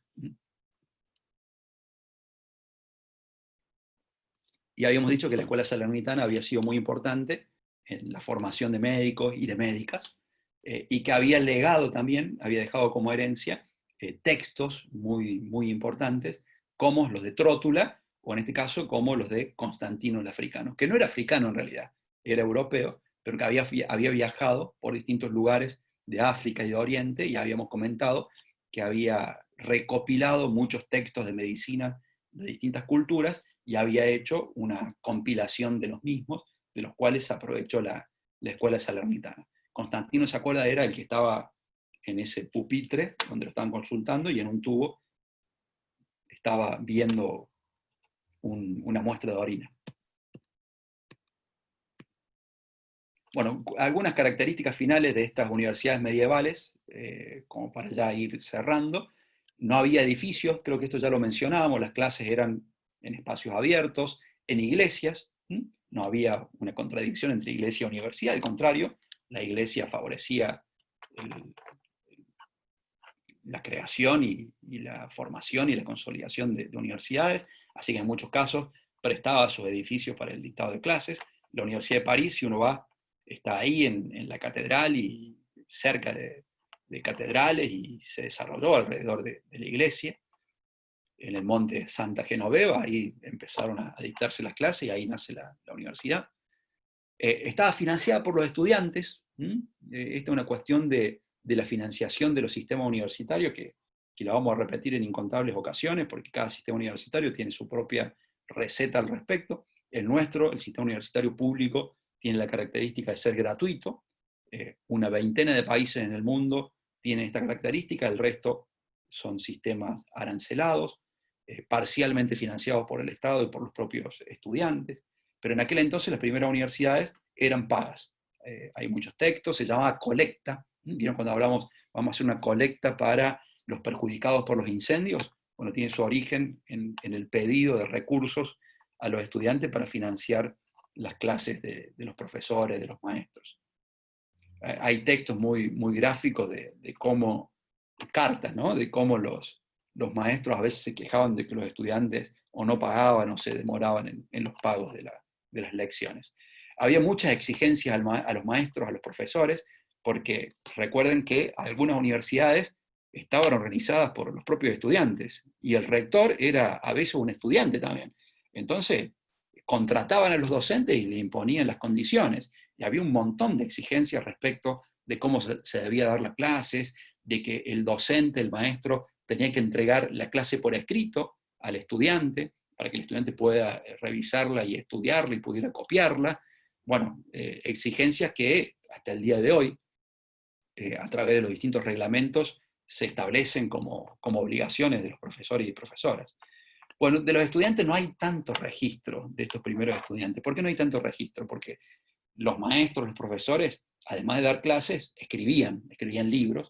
Los estudiantes era más difícil, los estudiantes tomaban apuntes, y donde sí se puede, de alguna manera, tener algún registro es de los que escribían otros acerca de los estudiantes universitarios del medioevo, donde se hacía referencia constante a que eran revoltosos, que protagonizaban huelgas, que salían de juerga, como pasa hoy, digamos, en una ciudad universitaria, se llena de estudiantes y tienen su propio circuito de esparcimiento, y también por las cartas que enviaban los estudiantes universitarios de la época a quienes eran sus mentores, a sus padres, hacia las personas que los avalaban en sus estudios, y en las cartas normalmente se hacía referencia a cómo era la vida universitaria y a la falta de recursos. Una cuestión es que no necesariamente los ricos accedían a la universidad. Por supuesto que era un contexto social donde muy poca gente aprendía o accedía a la cultura, y saber leer y escribir, una cuestión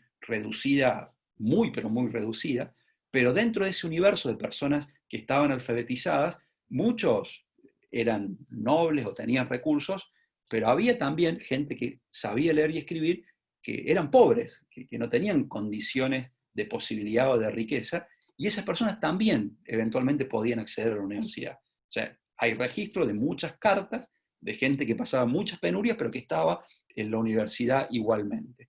¿Y cómo se hacían de recursos para poder sobrevivir, para poder comer, para poder pagar las clases? Bueno, limpiaban las casas de sus compañeros que tenían más recursos, copiaban, hacían copias de apuntes y los vendían. Ese era la moda, el formato de sobrevivir que tenían los estudiantes pobres. Bueno, las clases tenían una modalidad, dije que a mí esta cuestión de hablar, aunque ustedes me puedan ver entusiasmado, me gusta mucho más el debate y la discusión que escucharme a mí mismo. Lamentablemente no se puede bajo esta modalidad y con tanta gente. Las clases en aquel entonces eran, primero se leía un texto, que podía ser un texto bíblico, podía ser el texto de algún filósofo, podía ser un texto de Aristóteles, se leía el texto, y luego esa era la lectio en latín, la lectio. Y luego venía la disputatio, o disputatio, era la discusión acerca del texto. Entonces, los estudiantes le podían hacer preguntas y el docente, el profesor, argumentaba sus posiciones y los estudiantes podían rebatir, e inclusive había algunas clases que eran abiertas y al momento de la disputatio otros profesores participaban, y había clases especiales donde había particular saña de los colegas. Entonces, la idea era ponerlo en aprietos al profesor, a la profesora, haciendo preguntas difíciles, capciosas, mentirosas, para ver cómo se defendía el docente y qué grado de inteligencia y de sapiencia tenía a la hora de desarrollar la defensa de sus argumentos. O sea, había mucha discusión. Cuando se cree que el medioevo era una cuestión de imposición de conocimientos, en realidad, si uno estudia de fuentes adecuadas, a mí me encanta un historiador, creo que lo cité ya, está en la bibliografía del módulo, se llama Jacques Le Goff, que inclusive el otro día, volviendo a ver la película El nombre de la rosa, para mi sorpresa veo que fue uno de los asesores de la película, el historiador medieval más importante del siglo XX, y tiene textos brillantes, excelentes. Si uno lee, historiadores de fuste, se va a encontrar con que la Edad Media fue un periodo fascinante, que no fue un periodo solo de oscurantismo, de inquisición, de supersticiones. Había mucha dificultad para conseguir libros, eran muy costosos, no había imprenta, se copiaban a mano. Primero estaban copiados en cuero de cabra, que era el material que más se conservaba. Después en Bolonia se empezaron a incorporar los papeles, los pergaminos, que hicieron más maleables y más baratos la posibilidad de tomar apuntes y de reproducir libros. La imprenta iba a aparecer hacia fines del siglo XV, así que bueno, había pocos libros, y por eso también la mayoría de las universidades se organizaron en torno a las grandes bibliotecas, donde se podían acceder a los libros existentes en aquel entonces. Y había un desinterés por los estudios prácticos. Como dijimos, estudiaba teología, filosofía, derecho, medicina. Lo más vinculado a la práctica humana era la medicina. Todo lo demás era especulativo, teórico, discursivo. No se aprendían oficios, profesiones en la universidad. Bueno, ahora vamos a ver algunas pinturas de la época. Esto representa el trivium. ¿Querés hacer una pregunta? Profe, Sí, Lucía. También había rectores, vedeles, tesoreros. Sí, había figuras. Apagar el... A ver si me trabo.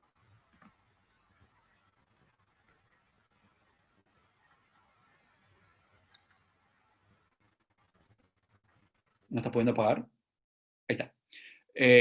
A ver, Lucía me hace esa pregunta porque, y es razonable, yo dije que había dos finalidades de un espacio curricular, una es la de fondo, que es aprender, y la otra es la utilitaria, que es la de aprobar.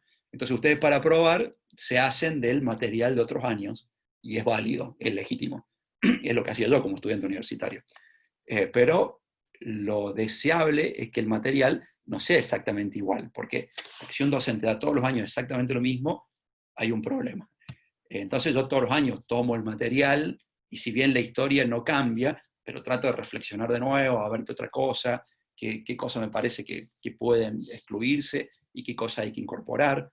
Lo que hace referencia Lucía es que había figuras que son asimilables a las actuales. Estaban, por ejemplo, los pesieros. Los pesieros eran los que estaban encargados de cobrar la colecta de parte de los estudiantes. Los vedeles, los que estaban encargados de organizar las cuestiones de la distribución áulica y de los materiales de libros necesarios para la clase, que son figuras que existen hasta el día de hoy. O sea, nosotros no tenemos quien cobre la colecta porque no hay colecta, pero sí tenemos una administración económica y tenemos vedeles, se llaman igual, que distribuyen las aulas, la asignación de los recursos de materiales, y tenemos rector, rectora, igual que en aquel entonces, es decir, todas esas figuras nacieron en el medioevo. Estos dibujos que ven aquí ustedes, estas pinturas, representan el aprendizaje de los saberes que se aprendían en la universidad medieval, y estos representan espacios universitarios, o sea, pintados para la época. Acá supuestamente esto es una reunión de dos maestros con dos discípulos, no sé la verdad qué representará esta figura vestida que no tiene tantos colores que está a la izquierda, pero sí reparen, por ejemplo, acá en el perro, ¿no? Que habrá estado haciendo el perro, pero haciendo un correlato con lo que pasa en la actualidad, es un problema que tenemos en el campus, está lleno de perros, no lo podemos sacar. Ustedes van a estar en clase y van a ver que entran los perros al aula, es un problema, ya estaban en aquel entonces. Es un problema que se originó en el medioevo y todavía no lo podemos resolver. Acá es un aula un poco más actual, pero fíjense que se repite en las próximas, también vamos a ver más o menos lo mismo. Está el maestro en un púlpito, los estudiantes de manera escalonada, y a la izquierda hay otros personajes que están en otra posición. Yo supongo que esos son los aprendices del maestro. Y dentro del público en general, de los estudiantes, están la mayoría vestidos de la misma manera, y hay algunos que están vestidos distintos, porque había estudiantes que pertenecían al clero y otros que no. O sea, las universidades estaban abiertas a personas no solamente pertenecientes a la Iglesia Católica. Con esto también otro formato de clase. Ojalá yo para dar clase tuviera ese púlpito con el techito. Me sentiría medio raro ahí adentro, pero bueno, parece cómodo, ¿no? Está interesante. Y los estudiantes, en ese formato de pupitre, si se quiere, y nosotros tenemos un aula de posgrado que es parecida. La mayoría no, la mayoría son aulas con pupitres individuales, y fíjense que al costado, a la derecha del maestro, a la derecha del profe, están esas dos personas que se supone que son aprendices de maestros, o sea, maestros, profesores con menos trayectoria. Estos se supone que son estudiantes en Bolonia, con sus vestimentas típicas de la época, y ahí con un libro, con apuntes. Esto también es un curso en Bolonia, se repite más o menos la misma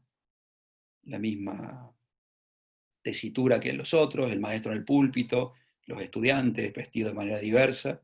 Bueno, hay uno que está aburrido, eso también a veces pasa, fíjense, abajo a la derecha está como, no sé qué está queriendo expresar, pero o se durmió o pasó algo. Es muy común ver, vuelvo, es muy común ver, a ver, que haya imágenes de figuras del catolicismo en las aulas, porque obviamente el saber estaba custodiado por la religión, por la iglesia, por las distintas figuras de la iglesia. Bueno, estas universidades dijimos que tuvieron un proceso de expansión muy acelerado, y de no existir ninguna, pasaron en 150 años a haber en Europa más de 50 universidades. Aquí en la Filipina, el mapa de lo que es la actual Europa, dividida de otra forma que lo que es actualmente, pero cada uno que sepa un poquito de cartografía va a poder determinar que acá está, digamos, las Islas Británicas, España y Portugal, Francia, Alemania, Italia. Bueno, van a ver en Italia que nacen las primeras universidades, en Francia, en Inglaterra, con el año de fundación. Fíjense, de la nada a todos esos puntitos rojos a lo largo y a lo ancho de toda Europa. Bueno, acá vamos a dejar porque empieza un nuevo periódico histórico donde las universidades cambian. Vamos a dejar de compartir y si quieren hacer alguna pregunta... tengo puntito, por eso no puedo dejar de compartir. Profe, Sí, yo tengo dos preguntas. sí. En la parte que hablaba de la Universidad de Bolonia y de París, cuando pasó esto de la difusión de la forma gremial. O sea, en Bolonia no estaba formado solo por estudiantes, ¿no? Sino que estos contrataban a sus profesores. Sí, ¿quién hablaba? ¿Candela o alguien más levantó la mano? ¿Candela era? ¿Quién? Sí, yo, Candela. Sí, Candela. A ver, por supuesto que está el autoaprendizaje, existe el autoaprendizaje. Y yo siempre digo que la universidad colabora con tu formación. Es muy importante en la formación de cualquier futuro o futura profesional. Muy importante. Pero también es importante la capacidad autodidacta que tenga él o la estudiante. Siempre el aspecto que pone él o la estudiante en su formación es fundamental. Pero todavía no se descubrió un formato, si bien uno puede ser autodidacta, no se descubrió un formato donde no haya la confluencia de maestros, maestras y estudiantes. O sea, esa confluencia, ese diálogo, esa sinergia siempre ha sido virtuosa desde el nacimiento de las primeras universidades, desde que de Sócrates le enseñó a Platón y Platón a Aristóteles, y sigue manteniéndose. Lo que ocurrió acá es cómo se organizó la institución. En este caso, en Bolonia, por el impulso de los estudiantes, que evidentemente sin la confluencia de maestros no se podían formar. Entonces salieron ellos a organizarse y a contratar y a elegir a sus maestros. A elegir a sus maestros. O sea, un concepto muy fuerte que se recupera en la reforma de 1918, ¿no? Ustedes supuestamente deberían tener el derecho de elegir con quién quieren aprender. En nuestra universidad está muy limitado porque es una universidad relativamente pequeña. Pero en otra universidad ustedes podrían elegir cursar anatomía con fulano, con mengano, con perengano. Acá no se puede, lamentablemente, pero en aquel entonces se organizaban estudiantes o se organizaban profesores y creaban una universidad, luego de un largo proceso, ¿no? Pero sí había profesores y los profesores se sumaban como empleados. Tratemos de hacer una cuestión gráfica y simplificar, una especie de empleados de los estudiantes. ¿Quién más quiere hacer preguntas? Bien, y la otra es cortita. Al último decía que las clases se daban mayormente al aire libre, o sea, que había escasez en lo que eran los edificios. Pero en las últimas imágenes se veían edificios, o sea, eso es dentro de las iglesias y todo eso que nombró, o sea, se daban en los dos lugares. Sí, o sea, se rebuscaban como podían, no era importante, y por eso favorecía que cuando había cuestiones que no le simpatizaban a los, a los, a los que convivían allí en esa universidad, pudieran migrar a otro lugar y fundar otra universidad. O sea, no era importante la cuestión de la infraestructura. Con el tiempo, obviamente, y con la evolución fueron construyendo sus propios edificios, pero si no, tomaban prestado cualquier lugar para el dictado de clases. Bien, bien, gracias, profe. Yo tenía una pregunta. Dale, Pedro. Con respecto a lo que nosotros deberíamos tener en cuenta al momento de la evaluación, debería ser datos precisos sobre personajes o más bien valorar el ideal representativo que tienen estos personajes. Por ejemplo, la acción de este caso en que, por ejemplo, las mujeres fueron excluidas durante mucho tiempo de la educación universitaria y como se empezaron a presentar, tomar en cuenta esa acción en función al tiempo o en función al personaje histórico. A ver, Pedro, esta última pregunta se vincula con la primera, antes de empezar la clase, que es ¿cuándo tomamos el parcial? Yo trato de dilatarlo porque, a ver, hay disciplinas, ciencias, que pueden eventualmente prestarse para una forma de evaluación como es el multiple choice. Y hay otras que no. Las ciencias sociales, que es lo que hacemos Celina y yo, son poco proclives y no nos simpatiza este método de evaluación. Ahora, si la pandemia, la cuarentena y la situación nos empujan a eso, no nos va a quedar otra. Y bueno, y ya yo en lo personal, de a poquito en un lugar que tengo por acá, estoy redactando algunas preguntas multiple choice, pero no me gustan.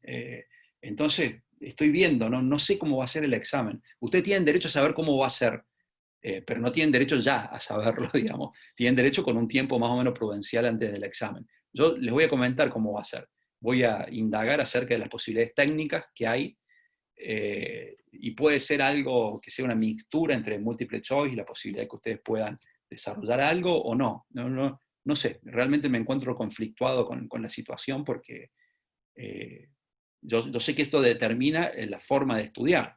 Por ejemplo, a ver, a mí no me interesa, en principio, saber en qué año nació, que ustedes sepan en qué año nació Aristóteles, porque yo tampoco lo sé.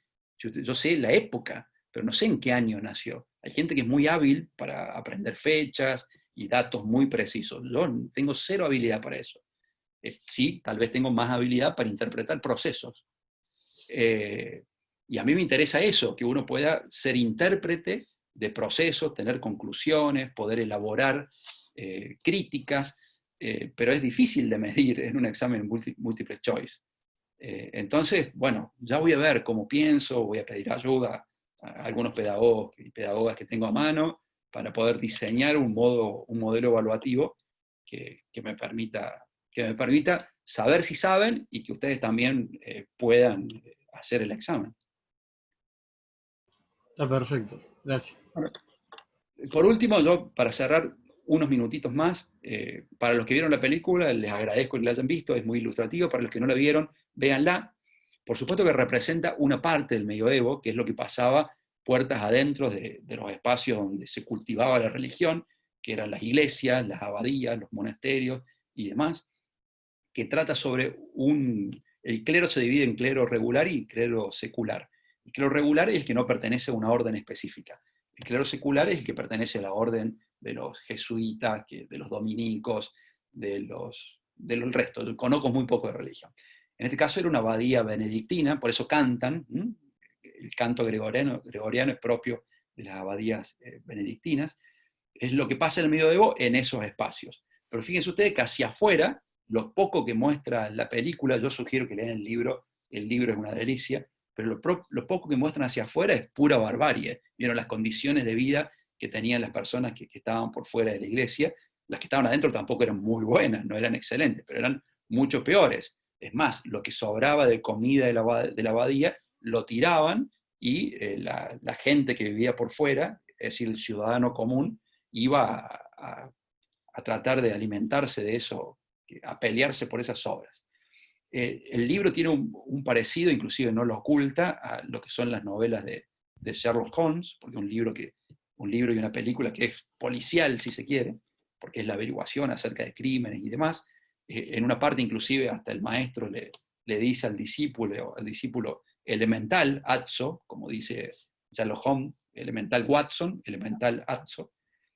Obviamente Conan Doyle es el autor de Sherlock Holmes, es un prócer de la literatura, pero Umberto Eco de la literatura y de la filosofía, de la contemporaneidad, es una de las referencias absolutas de la filosofía. Hay toda una discusión acerca de la pobreza y la iglesia, para que vean que la iglesia no es unívoca en el discurso, hay posiciones distintas. Aparece un tipo reflexivo, racional, como William, que utiliza aparatos que están vinculados con la ciencia, que están prohibidos por otra parte de la iglesia, por eso él los oculta. Tiene creo que un sextante, un astrolabio, no sé qué instrumento, para mirar las estrellas, y cuando entran en la habitación él lo oculta para que no lo vean, porque estaba prohibido utilizar ese tipo de de artefacto, pero por otro lado, alguien de la iglesia lo está usando y es muy curioso. Y, entonces hay un choque dentro de la propia iglesia de pareceres, de posturas. Lo que se va a discutir en este encuentro es acerca de la pobreza, mientras algunos decían que la iglesia tenía que ser pobre y entregada a la sociedad y favorecer al resto de los mortales. Bueno, había una acumulación de riquezas y una forma de vivir obscena de riquezas de ciertos sectores, y ahí se ve cómo se visten unos y cómo se visten otros, qué intereses tienen unos y qué intereses tienen otros. Se ve la biblioteca, una biblioteca bellísima, donde tienen acceso muy poco, donde guardan los libros, pero los guardan, pero los ocultan, pero también los copian. Bueno, está el padre Jorge, que representa, digamos, todo lo que tiene que ver con el aspecto conservador de la iglesia, y que Humberto Eco ahí le hace un homenaje a un compatriota nuestro, a Jorge Luis Borges, por eso se llama Jorge, y él lo dice Humberto Eco, que ese personaje se llama Jorge por la admiración que tiene Humberto Eco por el padre Jorge. Aparece la Inquisición también, en otra época. Guillermo, el protagonista de la novela y de la película, había sido un inquisidor, pero estaba muy arrepentido de eso, por lo tanto hay una crítica a la Inquisición, y el personaje del inquisidor es el más odiable de toda la película. También hay un lugar para la mujer, y un lugar, primero está la mujer protagonista, la mujer de la que se enamora, uno de los personajes centrales, y la discusión acerca de la mujer. En un momento, este personaje que se enamora está mirando la imagen de una virgen, y bueno, y se acerca uno de los sabios, uno de los monjes más sabios que había, y le habla acerca de la mujer y dice barbaridades, o sea, como si fueran personajes naturalmente pecaminosos y marginales de la historia de la época, pero igualmente después en otra discusión que es mucho más rica en la novela, cuando el discípulo le pregunta al maestro por el enamoramiento y la mujer, y bueno, y el maestro hace toda una locución acerca del rol de la mujer, y que no debe ser un personaje tan siniestro si de la mujer nació Jesucristo y demás. No debe ser tan siniestro. Creo que es un aporte que es muy ilustrativo. La verdad que el que pueda ver la película, repito, está en YouTube, pusimos ahí con Celina el acceso para que puedan verla, y el que pueda leer el libro, hágalo ahora o en algún momento. Profe, Sí, ¿puedo hacer un aporte de eso del nombre de la rosa? dale. Que por ejemplo, yo porque lo vi en mi colegio, yo soy de colegio católico, y lo vimos también de un punto de vista de lo que tiene que ver mucho la iglesia. Y que esas diferentes miradas entre cómo se comporta William y el padre Jorge, tiene que ver también por el origen que ellos tienen, porque por ejemplo William es lo que es padre, es de la orden franciscana, que era mucho más humilde que las otras órdenes, o sea, era como que se ha dedicado más a lo que es Jesús como en la pobreza, en la humildad y todas esas cosas. Eran como más liberales con respecto a esos temas que como son lo de la abadía gregoriana en sí. Inclusive era considerado herético pregonar estas doctrinas de pobreza, porque Sí. obviamente tocaba los intereses del papado y de la cúpula eclesiástica, que no vivían precisamente como pobres, sino todo lo contrario, vivían en el lujo. Bueno, ¿hay alguna pregunta más? Estamos pasados del Javi, tiempo. Sí. hay unas preguntitas en el chat y más que nada para, si vamos cerrando, ver la próxima clase, si va a ser el próximo sábado en este mismo horario o para cuándo. Gracias, Eli. Sí, la próxima clase, el mismo sábado a las 11. Me preguntan de nuevo por la bibliografía. Repito, creo que lo escribí en el foro frente a una consulta, lo dijimos en la primera clase. No hay una bibliografía específica. Todos los libros, a ver, yo no pretendo que ustedes lean los pensadores del medioevo de Jacques Le Goff, que yo lo leo porque soy un adepto a estos temas y me encantan, y soy aficionado a esta parte de la historia, pero fíjense en la bibliografía, la mayoría de los libros son de acceso público. Si ustedes quieren profundizar, está todo allí, y después hay otras fuentes, hay muchas fuentes. De cualquier tema, hoy ustedes tienen acceso ilimitado a posiciones, monografías, ponencias en congresos, pueden ampliar. ¿Quieren saber? La mujer en la universidad. Pongan eso en Google, y por supuesto hay que, con el tiempo, tienen que ir adquiriendo la habilidad de encontrar qué es serio y qué no, porque obviamente que hay muchas cosas no serias en la nube. Muchas. y uno identifica rápidamente, pero porque ya tenemos algún trayecto en la universidad. Para ustedes es un poquito más difícil, pero igual la mayoría nunca van a encontrar cosas absolutamente erróneas. Aprovecho de recomendarles ahí, si no conocen todos o todas, el Google académico también, cuando se pongan a googlear algo que les interese, les facilita una fuente un poco más seria, certera, que el Google común. Así que pueden buscar en esas fuentes. Ahí tienen un filtro, ahí se saben que hay cosas que no van a salir, y que no les van a hacer ruido respecto de separar una cosa de la otra. Muy buen dato. Sí. Consulta. Sí, Mayra. Con respecto a esto que usted comentó al principio de la clase de cómo cuando a los alumnos les cortan, por así decirlo, su autonomía, podían prácticamente mudar la universidad a otro lugar. ¿Puede ser algo parecido a lo que pasó con la fundación de la Universidad de Cambridge? Que tengo entendido que en Oxford, en su principio hubo una pelea con respecto a un crimen cometido uno de los alumnos, y se dividió prácticamente todo el profesor y alumnos entre que si era culpable o no, y todos aquellos que pensaban que no era culpable, decidieron simplemente irse a otro lugar y punto, una universidad nueva. Por eso es que hay tanta rivalidad entre estas dos universidades de Londres, tengo entendido. Sí, es tal cual, y por ejemplo, yo citaba la huelga de París, se ve que obviamente las preocupaciones utilitarias, que le llamo yo, que son razonables también existían en aquel entonces. Entonces, algunos de los que no estaban de acuerdo con la huelga o cansados de la huelga, se mudaron a Orleans y fundaron la Universidad de Orleans. Eso es parecido al ejemplo que das vos, Mayra, que es totalmente así como vos lo describís. Muchas gracias. Y eran violentas, ¿no? La huelga, había muertos, digamos, ¿no? Como fueron, a ver, en la huelga de la Universidad de La Plata de 1919, hubo un muerto también, y en la reforma del 18 hubo revueltas y violencia. Yo nunca avalo la violencia, jamás, jamás.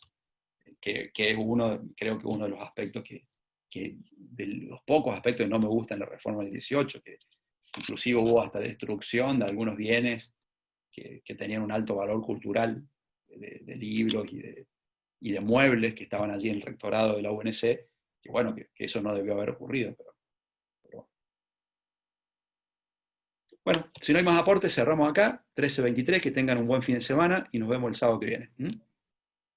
Muchas Chau, chau. gracias. Igualmente, para vos. Chao.